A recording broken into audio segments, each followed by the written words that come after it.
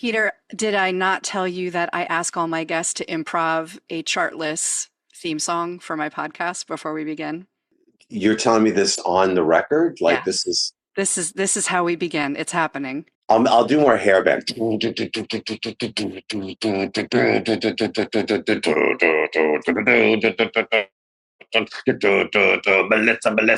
Melissa, I'm interviewing Zizzo, here we go.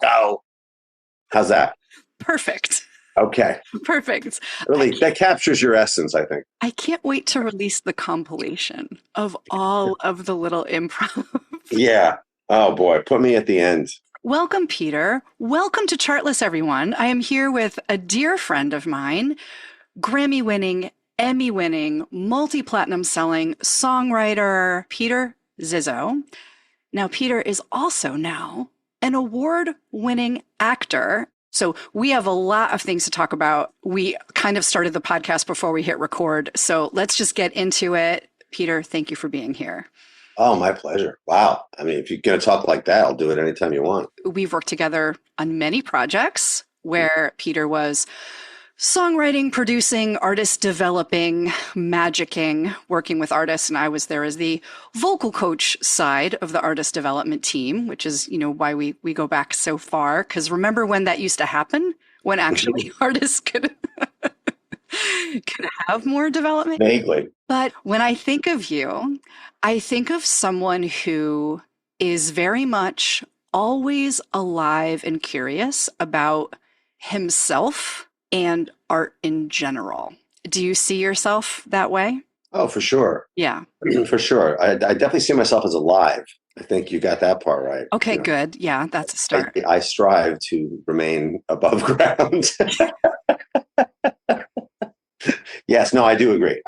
I am very, very curious about art in general and always self-critical that I'm not engaged enough in art. If there's just too much, I'm not seeing enough theater. I'm not listening to enough music. I'm not going to enough live music, that kind of a thing. Too many, politics rabbit holes on YouTube, not enough music rabbit holes on YouTube. One of the artists I coach here in the city had one of his many So Far Sounds shows, and I hadn't caught him live in a while. So I went out and he just blew my mind. He just absolutely, made me cry. It was so amazing. And I immediately thought, I'm not doing enough. I'm not doing enough. I'm not seeing enough. I'm not helping enough people. Is there going to be enough time in my life to create all the things and work with all the people and consume it all and give back to it and participate?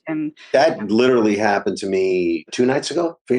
I had become enamored of this Brazilian guitar player named Yamandu Costa. And I'd gone down a rabbit hole on him. He's a 7-string nylon, not flamenco. He's Brazilian. He incorporates a lot of different influences. And he was playing in Long Beach on Saturday night, but there was also a play that some friends of mine from the acting world were going to see in a small theater.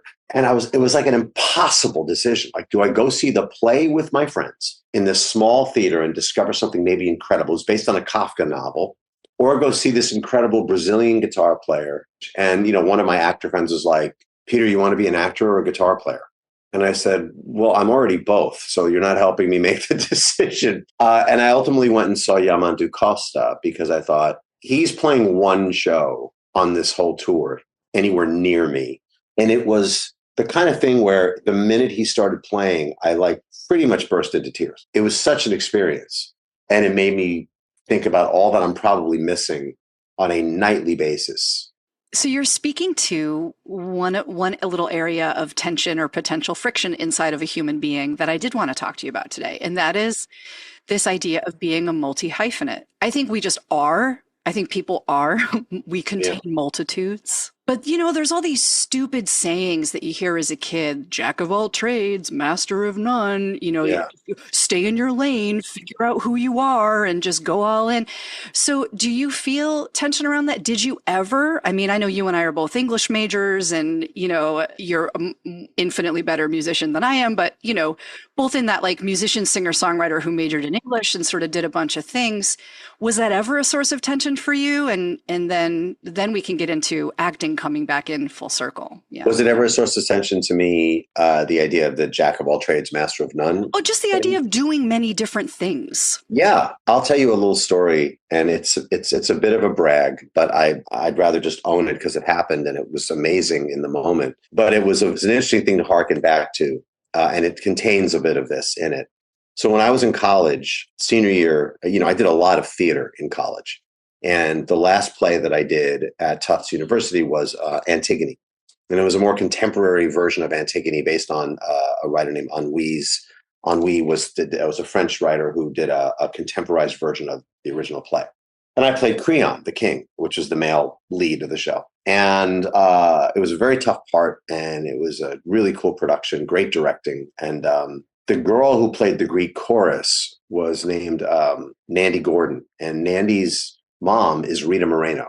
And so obviously it occurred to me during rehearsal, the idea that mom may come to one of the shows.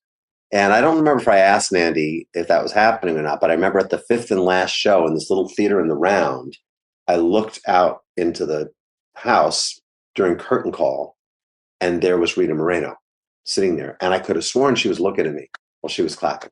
And when I went backstage, I was walking backstage, and I felt this hand literally grab my wrist and spin me around. And it was Rita Moreno. And she was looking at me, and she said, "Who the f are you?" I said, well, my name is Peter Zizzo. I'm a senior. She goes, "So you're a student here?" I said, "Yeah." She said, "Because I wasn't sure if you were a ringer that they hired, because you were on a whole other level out there, man. Like you're going to be an actor, right? Like you're going to become an actor, right?" And I was levitating. I could not believe that Rita Moreno not only came to a show, but she was saying this to me. And I said, "Well, actually, I'm a singer-songwriter, and I'm going into the music business. This is back in the late 80s when dinosaurs walked the earth, musically speaking." And she said, "Well, why don't you do both?" I do both. And I said, "Well, it's different now. It's kind of tough to do both. People don't take you seriously if you're a musician acting. And, I think you came at it in a way that it really worked." I don't remember what I said. I was very, very terrified talking to her. Sure. And she said, "Well, I hope that you become an actor because you are going to work. You're going to work, son," is how she put it. And I just stood there like, I couldn't believe it. So now, 30 something years later, to be an actor, I'm remembering this and going, but how it speaks to what you were talking about is she's a multi-hyphenate in the highest form of the word. And I wonder if that could have been something that I pursued back then. And I wonder what was lacking in me that I didn't, because I really, truly did love acting pretty much as I loved music. Yeah. And I just don't know with me what the Michigoths were that I didn't just go for it all. I don't really have an answer for you, but it's one of the mysteries of being a human being. Like, what is it about someone like Hugh Jackman that immediately he just went for it all? And I was terrified of trying to be an actor. And I thought, I've got ways into music, so many different ways into music. So I just chose, quote unquote, music. Yeah. Yeah. And then all these years later, about 4 or 5 years ago, someone said, my friends gave me a part on a show, Billions, that they were making, season 6. And I got to be a guest on an episode. And being on set that day was the moment that I said, "Oh, I have to I got to feed this a little bit." And then it just sort of took on a life of its own. And then it became all I cared about. Yeah. But it's a really good question. I think part of that is it's a little bit of an ADHD thing, I suppose, because you want to be so good at everything. But I like to think I have more discipline as an actor, and as an actor of a certain age, than I did as a young musician who was told his whole young life that he was a genius and it was all going to fall into his lap, and he didn't have to, do anything like what someone else might have to do because I was just so naturally gifted. That's not how you want to train someone to get out into the world. It's true. That's not training. No, it's not. It becomes a curse. It's a curse, and it become a delusion as well, because it's great to have natural. Look, I have a lot of natural talent. I don't know if I'm proud of that. I almost wonder what it would have been like if I had some talent, but really just loved it enough to work and without fear. Because I think people that have some talent and they work without fear, like maniacally without fear, those are the people that become the superstars more often than not. Yeah. It's very rare you get someone, I'm going to think in the acting world, like a DiCaprio or a Daniel Day-Lewis or someone who's really, truly great with a capital G, but they've also maniacal work ethic. They also work. Yeah. Yeah. Yeah. Yeah. And you and I have talked about this before in the past too, about how, the curse of having being identified by grown-ups as exceptionally gifted when you're super young. Yeah. Lovely concept, Hmm. builds someone's self-esteem, but it creates this mythology that if you're not great at it the first time out, you'll never be great at it. Like it just takes away growth mindset, right? It Yeah. puts you into this fixed mindset of I either have it or I don't. Yeah. And that's total crock of I crap. think I think I think mythology is a brilliant word for it Yeah. because you literally become the thing that you, and not in a cool manifesty kind of way, you become the thing in your mind now that you want to aspire to be, but Yes. it's in more of an entitled way because Yes. you're just so good that it's just due to you. I mean, if I had a dime for every person that said, I just hope that you stick around here because you're clearly, I mean, when I interviewed to get into college, the associate dean of admissions that interviewed me was like, I just hope we have you here for 4 years. I mean, the way you're tracked. And you believe it. You're 17, 16, 12, whatever. You kind of buy in. And then you step foot out onto the busy street of the world and you discover that nobody gives a shit about you Yeah. and that you're going to be put on the spot. So you won't necessarily shine, Sure, you're not you know. experienced yet. And Right. you might be super talented for 17, but you don't have the skill level maybe of a 35-year-old. Correct. You haven't done the Shut up. work. You haven't done You the haven't work done the yet. work. But the problem is when you're primed to be a genius and an instant success, um, you're terrified of looking like a failure. Yes. It's embarrassing. I quote you quite a bit. Somebody had come through the studio that you and I had been working with, and I don't even remember who this was. I'm not being vague on purpose, but we had to have one of those coaching sessions with the artist of like, hey, they thought what they had done was perfect. And we were like, but there's more. We want to bring more out of you. And they got very like, what do you mean? What do you mean? I'm not a one take genius kind of a thing. And I remember they left the room and I just want to say to them, I have good news for you and I have bad news for you. The bad news is you're not as ready as you think you are. Right. The good news is you are infinitely better. Like your potential is infinitely higher than you think it is. Yeah. The Yeah. difference is going to be in the work. Yeah. I said something to Haley Knox fairly early on where she had done yet another thing in front of me with her loop pedal or playing a song or an idea, and she sang in front of me. And I said, I don't remember how I said it to her, but it really kind of upset her in the moment. But then she kind of got it because she's such a Mhm. sweetheart. Yes.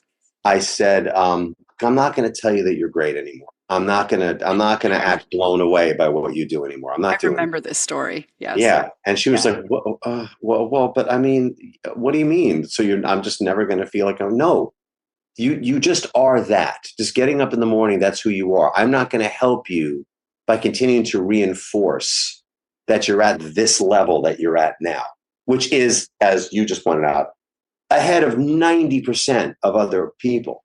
But then that 10% is the whole ball of wax. That's the whole thing that Yeah. gets you from, just being naturally gifted to being a phenomenal success. Yeah. One of the things for me that's been interesting as an actor is that I was so ready for the failure because I was in my mid 50s and I'd already done this whole other thing for better or worse and been through all of this. So I knew walking in the door that I probably wasn't going to get any of the things I was auditioning for. And it'd be a miracle if I booked anything.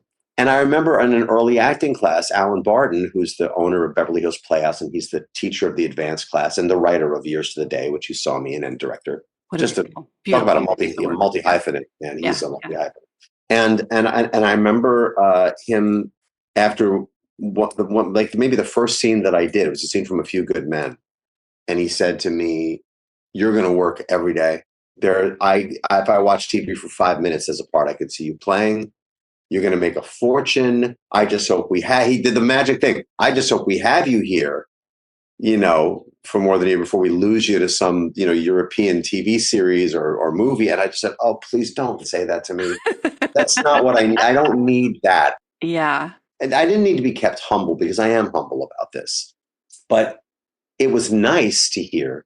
Yeah. And it was, as I say to people, someone telling me that I'm a terrific actor is more just keeps me from feeling like I'm insane for trying this rather than stroking my ego. It just helps me justify, like, okay, doing this is not the stupidest idea ever. Right. But I know what I went through in my early years as a songwriter and a musician, thinking that I was this, God's gift. And then you realize there's one of you in every town. Yeah. And they might be a lot smarter than you at other parts of this, and they might be willing to outwork you, or they just outwork you by nature. Well, can we talk about that for a minute? Because I don't know that I'm fully familiar with the Peter Zizzo lore from that era. So, I mean, we've talked a lot about your work with, developing and really being pivotal in the careers of like Vanessa Carlton and Avril Lavigne. And I know you've recorded Celine Dion and it just, infinite. Every time I turn on the radio or now the television when Billions is on, I'm like, oh, there's Peter. So, so you've done everything, but take us through that a little bit, that journey from you, being crowned the the future success story of your college to then, having a really successful career as a songwriter. Well, I mean, there was a gap, right? There was a gap and I never felt, when I was a quote unquote successful songwriter, I never felt like I was where I should be.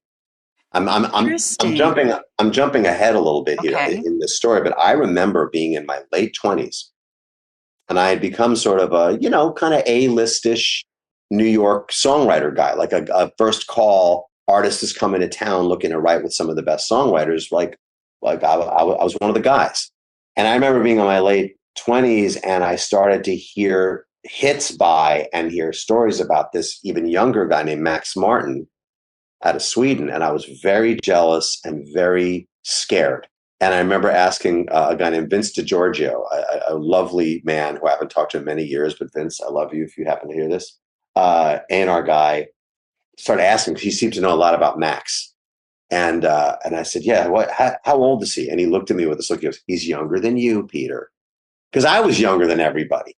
I was like everyone I was working was in their 30s and 40s, and I was in my 20s. And he's like, no, this guy's even younger than you. And he just blew past, everybody in history other than like Lennon and McCartney. So it ended up not even being a thing that I was already a fan of what he was doing, but I was scared because secretly I had this secret, even as I became successful. And I'm not quite answering your question, but I will. And it's not a secret I think I have as an actor. And the secret was I really, really dreaded songwriting in a way. Like I would love it if a session canceled. I felt very overwhelmed most of the time being in a songwriting situation. And I lived in a sort of fear and a hyper self-awareness in terms of goals I had set for myself.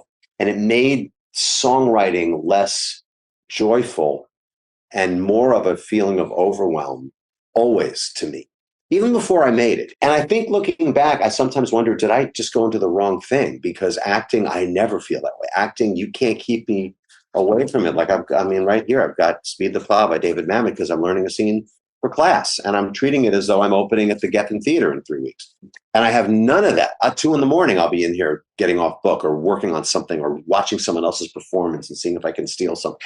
As a songwriter, it was much more fraught for me. And maybe that's tied to the earlier thing, right? So I had my first song bought by a publisher when I was 16. My lifelong friend, Brian Koppelman, co-creator of said show, Billions, his dad was a big music publisher, independent music publisher named Charles Koppelman, and an absolute icon in my life, someone I just looked up to enormously as a businessman, as a father. I thought he was just an amazingly intimidating person. And he published a song of mine when I was 16. And I would write songs. I'd send them to Brian, who'd play them for his dad. And when I was 18, high school senior, I got my first cut. And it was this duo, the Weather Girls. who were known for their hit "It's Raining Men," and they were doing an album for Columbia Records. And Charles heard this one song I wrote called "March," and he thought, "This is a smash." And he played it for the Weather Girls, and he played it for the guy producing the record, and they decided to cut the song. I couldn't believe it. It was beyond belief to me. So I went into college as a signed writer to Charles Compliment's publishing company, and I was making $50 a week for 100% of my publishing, which to me was a fortune in the mid Sure. '80s. Yeah. I mean, God, to have an extra $50 a week. Listen, now in college, have an extra $50 a week is probably pretty damn good. And so I went through college just, I wanted to be the next Phil Collins. I wanted to be the next Steve Winwood. I wanted to be the White Prince, whatever you want to call it, because I could play multiple instruments. And I was very interested in having a home studio, had kind of a sort of the beginnings of one in my various college rooms. But when I got out into the world, I sort of landed with a thud. Some things personally happened to me. My father passed away a few weeks after I graduated college, which definitely, put a dent in life, to say the least. And, so I lived at home for the next probably 5 years, but there was an attached apartment to the house, and I moved into there. And my mother and a dear friend of mine invested in my home studio. It was cool. I had a friend that actually invested $10,000 in my career. He's still one of my dear friends to this day, and I've long since paid him back times 3. And I just started doing demos for people, developing my own stuff, trading free studio time for helping out in a studio, and by association sort of learning how the studio worked a bit, although I didn't have much of a natural talent for that. And the first sort of thing that happened when I was about 24, a lot of Latin hip hop artists were coming through the studio, and their producers were coming through with them. Now, I didn't like Latin hip hop at all. I wasn't a dance music guy at all. But the thing about these producers and independent label owners were they were just fans of talent. And I would do things like, if I had to do a 7-Eleven run and the producer came with me to 7-Eleven to buy beer or whatever, in the car, I'd be like, "Hey, you want to hear a song?" And I'd play them one of my songs, and they'd be like, and my stuff was much like, it was yacht rock, essentially. It was like, I wanted to be Daryl Hall, Mm-hmm. but they loved it. I wrote a couple of songs for Karina, and one of them became a dance hit. Like, one of them went about halfway up the Billboard charts. It was an incredible ride. I remember, this is an interesting story for anyone that experiences any sort of success and they start to count on how far it's going to go. Mm-hmm. So this song that I'd written for Karina was called Whispers. You can find it on YouTube. It's out there. It's got a really blazing guitar solo too. It doesn't fit the song at all, but for some reason, it's this like shreddy guitar solo in the middle of it that I somehow justified using the Eddie Van Halen playing on "Beat It" philosophy. And I knew it was coming out, and she had a top 10 hit. She had a song called "Temptation" that had gotten to like the top 10 on Billboard and on pop radio. And it was huge. And I had the next single. So in my mind, I was like, this is it. Okay, it took me a couple of years, but this is the payoff. Yes. Here it comes. It was written, It's and inevitable. now it shall be so. I remember the single came out, and I went to visit my friend Ari Martin, who at the time was working in marketing at Epic Records. And the new Billboard magazine had come in, and I said, let's check the Hot 100, because I know it came out a few weeks ago, but you never know. No one told me anything, but you never know. And we pick up Billboard and we start looking through the charts, and we get to number 93, new entry with a bullet. And there I was on the Hot 100, this chart I've been reading for my whole life. Yeah. There was my song with my name as the writer. I said, I am official. I am a charted songwriter in the Billboard thing. This is the greatest thing. I'm done. This is fantastic. I'm there. Within 2 or 3 days, I'm like, hey, do you have the numbers for next week? Do you know what's going on? Exactly. Yeah. The next week, it went up to like 72, a big jump. And I'm like, oh, it is happening. Here we go. The riches. I'm going to be a millionaire this year. And the next week, it went up to 65. I said, okay, 72, 65, nice jump. Next week, it went up to 56. And I said, yeah, here we go. Left side of the chart. Here I come. Here I go. About to go left. Coming to the left. Look out, everybody. Next week, it went to 54 and it lost its bullet. And I remember it was one of the worst moments of my life. There's an old adage. If you want to meet the most miserable songwriter in America, meet the guy that has the number 2 song on the charts. Right? Your perspective changes so fast. Yeah. I was apoplectic. I could get out of bed. It was over. Mm-hmm. I got a check from BMI for like $3,000. I wasn't moving anywhere, Yeah. and it was a killer. It's not a turnkey thing where your whole life changes forever. No, no, and that does happen to Beginning of people. the journey. Yeah. It Yeah. does happen to people, and I know people that I watched it happen to Avril. Yeah. Like her whole life changed within months of her record coming out. During the making of that record, it was kind of doldrums, and then it kind of picked up when she got with the Matrix and really found sort of the magic songs. But I was around through the whole thing, and I'm happy that I held on long enough that I had got a couple of songs on that record at the end of the day, because once she found her rock punk thing, she just flew. But I remember she just was barely ready psychologically. So there's that side of it. I'd rather that side happen, of course, but things got quiet after that. But my songwriting kept improving and some other things. I don't remember what was going on, but a couple of publishers became interested in me. And Sony in particular wanted to sign me as a writer. And I also had met Rick Wake at the time, who was a very, very big pop producer in the 80s and into the 90s. And I think he sensed something and he approached me. I'm skipping over a lot of cool parts of the story, but he signed me to his new publishing company. And that was really where it all sort of took off. That was where all the Celine Dion and the J-Lo and me getting to sign artists like Billy Porter and Develop Billy and just lots and lots of covers on all kinds of records. Yeah. Because his attitude was, I'm a hot producer. You sign to a publisher like Sony, you got like a director of creative who may not be there a year from now, who's going to be pitching your stuff to A&R guys. Yeah. I will play your songs for Clive Davis. I will play your stuff for Taylor Dane. I will play your stuff for Mariah. Like I will, you'll have direct access with me. I can't give you as much money up front as Sony, but I'll put something together. And he did. And how old were you, just like for context of timing? So how old were you when that happened, when that era began? I was 27. 27. 27, yeah. It was about 3 years after the Karina near miss. There was a few dark years, and then he signed me. A lot of people talk about the mentality that it takes to be successful, blah, blah, blah. But some of it's about the mentality that it takes to be really clear on, do you want to continue to choose to participate in this craft enough to do it even when you're not seeing the immediate results and responses that you want? There is an emotional resilience and an emotional maturity that comes with time that we all need to develop. It's not really about having a thick skin. I mean, for me, what it always comes down to is, do I love it enough to continue to invest in my own development and in the art form?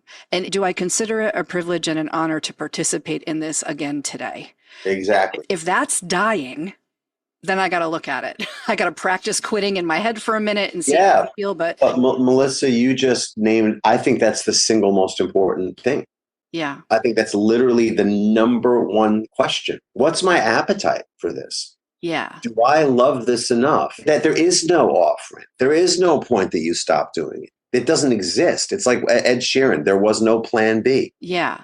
And if the art making itself is reward enough day to day to day, there will be times where you're like, man, I really want something to happen, or I want somebody else to love this. Or sure, we all want to be seen and heard, or most of us want to be seen and heard by someone. Yeah. But if in a private moment, you're getting that creative fulfillment from practicing the creation of art, something from nothing, then that's what it is. I just booked a play a few days ago.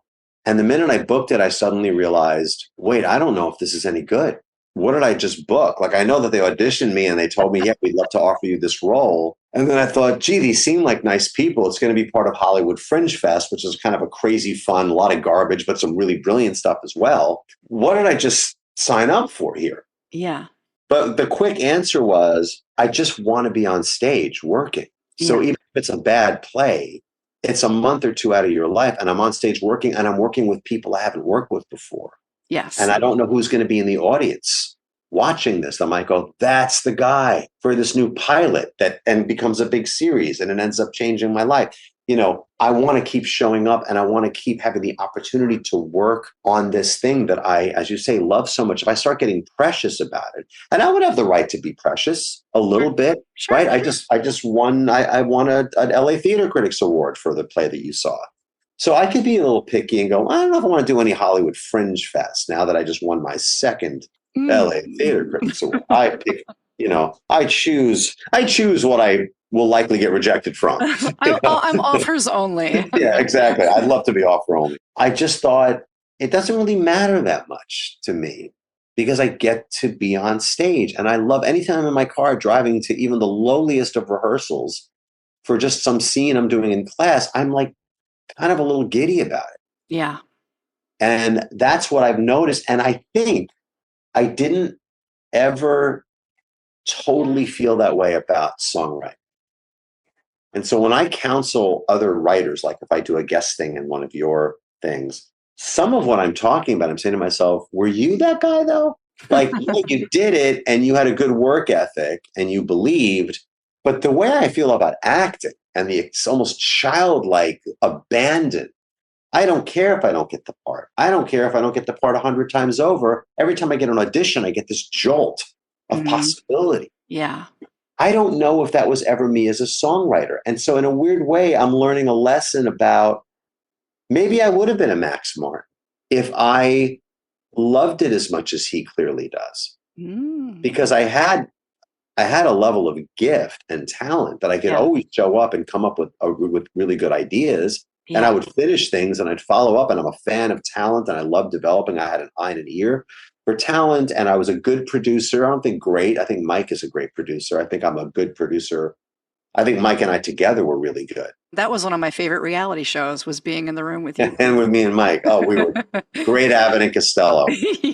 Yeah, I don't think I had that sort of maniacal glee about music and songwriting. I just always had the gift, had a work ethic, loved it. But I wonder if it got clouded early on with industry expectation and all of that stuff.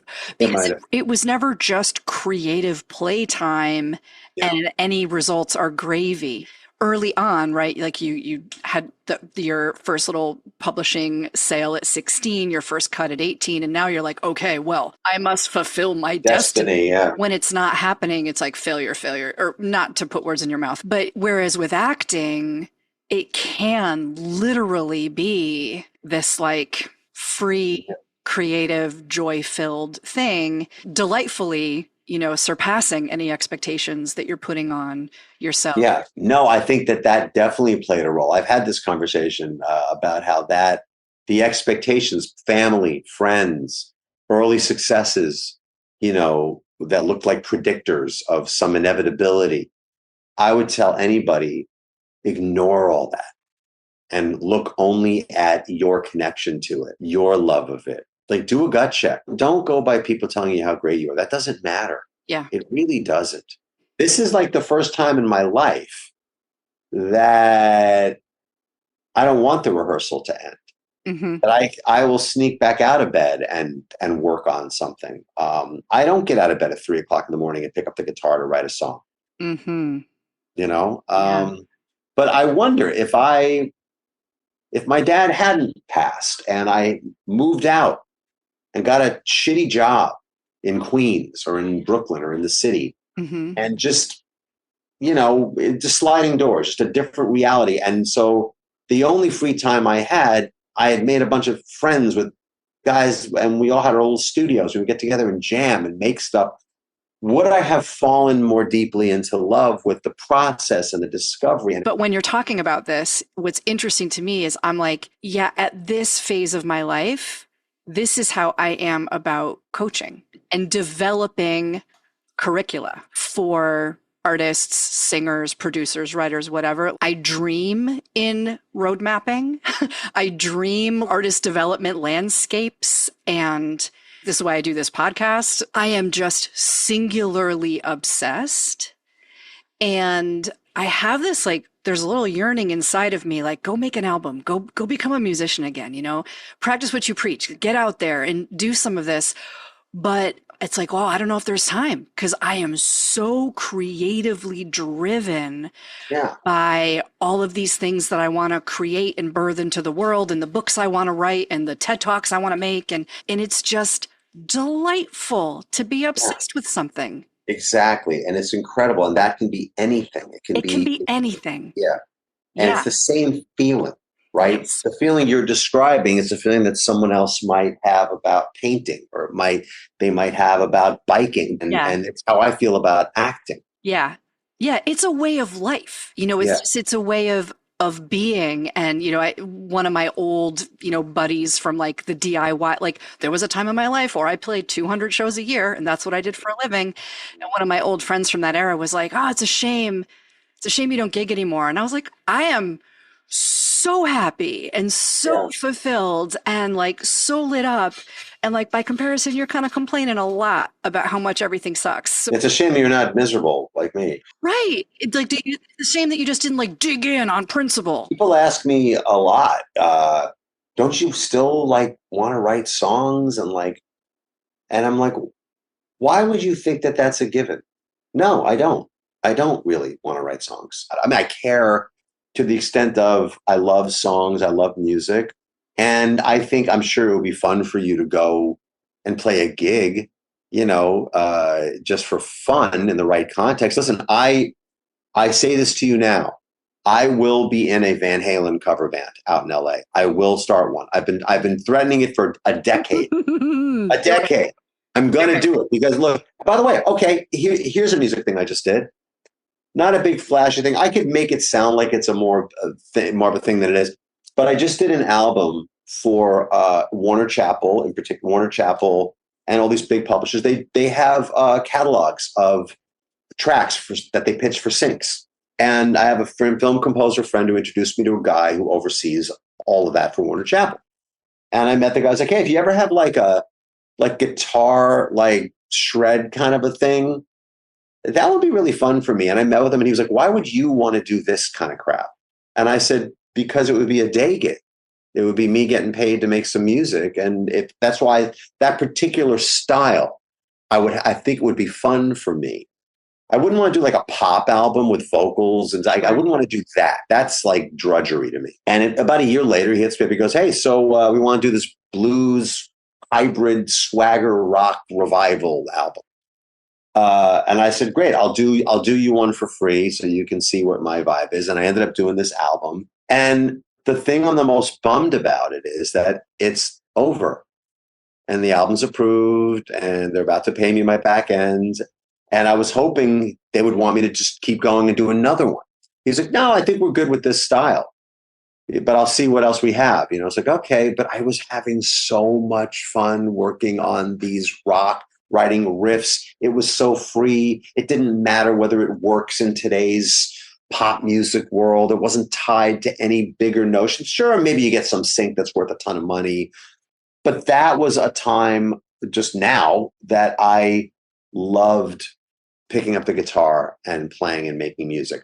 But even within that, I would get these overwhelmed feelings, having to make all these decisions. Yes. And I also wanted it to be done so I could focus just on the acting, because it's what acting I can't help. That's forever for me. Oh, this is just amazing. I could talk to you about this forever. And hopefully I do get to continue to talk about things like this with you forever. Anytime. Yeah, this has absolutely been amazing. I cannot wait to get this over to Stevie, our editor. She's going to love this episode.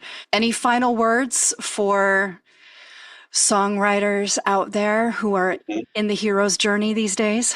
Yeah, I think it's actually, I'm going to quote something you said, love it enough. Ask yourself that question. Do I love this enough? Work ethic. Because then if you love it enough, you can stay in it long enough.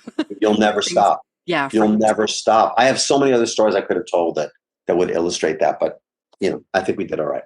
Yeah.